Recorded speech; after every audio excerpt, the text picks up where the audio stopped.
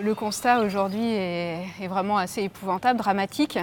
Tu as cité pratiquement toutes les espèces de grands singes. Aujourd'hui, il n'y en a plus que 6 sur la planète, 2 espèces de gorilles, le chimpanzé, le bonobo, 2 espèces d'orang-outans. Toutes vivent en forêt tropicale et cette forêt tropicale disparaît à toute vitesse. 13 millions d'hectares coupés chaque année. Comme tu le disais, quand on survole les forêts, moi où je travaille en Ouganda, la forêt est devenue un îlot entouré de plantations de thé, d'eucalyptus.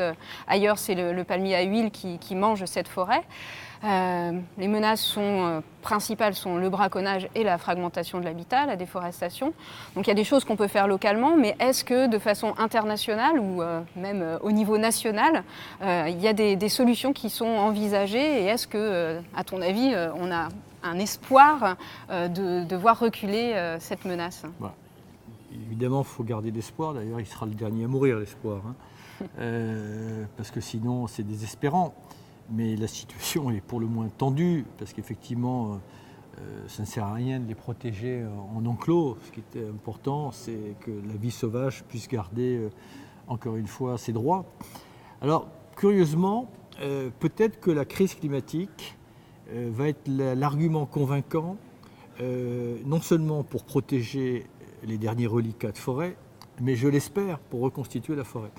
Moi, je m'empare de cet argument et je l'ai fait valoir tout au long de la préparation de la COP21 et a fortiori pendant la COP21, au point d'ailleurs que des moyens supplémentaires ont été d'ores et déjà alloués par un certain nombre de partenaires pour restaurer la forêt en général et la forêt tropicale en particulier, parce que si on veut avoir une chance de gagner la bataille climatique, non seulement il faut d'un côté réduire les émissions de gaz à effet de serre, bien entendu, mais si dans le même temps on s'accommode, comme c'était le cas en 2014, de 20 millions d'hectares de forêt, pour ne parler que de ces écosystèmes qui partent ou en fumée ou qui sont saccagés, et donc qui restituent simultanément autant de tonnes de CO2 à l'atmosphère, on n'a aucune chance. Donc si on ne met pas nos efforts et nos moyens financiers sur les deux fronts, c'est réduire les émissions anthropiques et rétablir les puits de carbone, et notamment en restaurant la forêt et en créant un mécanisme économique entre le nord et le sud, pour que le sud soit rémunéré pour restaurer ces écosystèmes, on n'y arrivera pas. J'espère que cet argument sera rapidement entendu et que, à la limite, c'est terrible à dire, si on n'est pas capable et si on n'est pas foutu de le faire pour les grands singes, faisons-le pour nous. Voilà, faisons-le pour nous parce que notre sort est lié.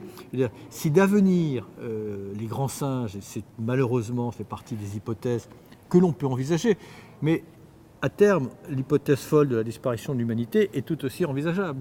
Si nous n'avons pas trouvé, alors que nous sommes technologiquement triomphants, mais comme dit Edgar Morin, culturellement défaillants, si nous n'arrivons pas à trouver dans notre panoplie de technologies, de sciences, la manière de sauver les grands singes, je ne vois pas comment on se sauvera derrière. Voilà. Parce que si la biodiversité, qui devrait au moins nous parler à l'âme et au cœur, puisqu'il n'y a pas besoin de faire d'études génétiques pour constater notre proximité avec les grands singes. Donc si ce critère-là, cette proximité par presque anthropomorphisme ne fonctionne pas, mais qu'en viendra-t-il de cette plante ordinaire, si tant est qu'elle le soit, et de la biodiversité ordinaire qui nous est tout aussi utile? Donc c'est un marqueur, les grands singes.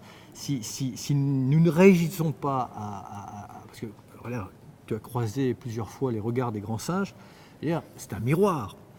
Et encore déformant, non pas déformant parce que eux, tu ne lis pas la cruauté et tu ne lis pas la cupidité. Voilà. Donc c'est pas tout à fait la même image que ça nous renvoie. Ça, c'est une invention de l'homme.